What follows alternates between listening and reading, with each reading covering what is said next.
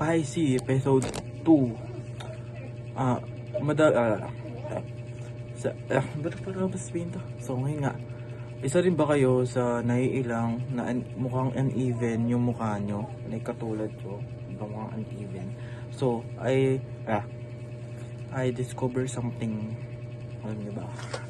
So, ang tawag pala dito ay TMJ or temporomandibular joint.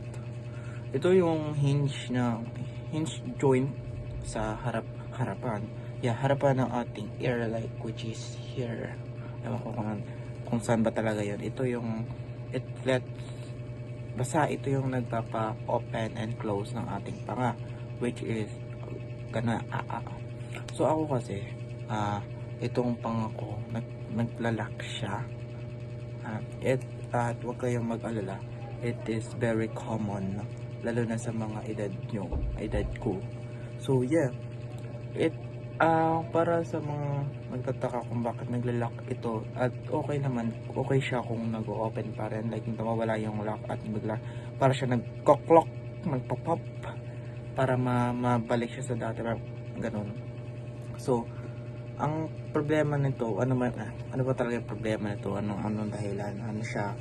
Displacement with reduction, which is yung disc ng ating basta yung joint, basta yung disc ng jaw, ganun, na out of place siya nung pag pag kino-close mo tsaka buka yung bibig. So ayun yung dahilan kung bakit nagpop-pop yung jaw.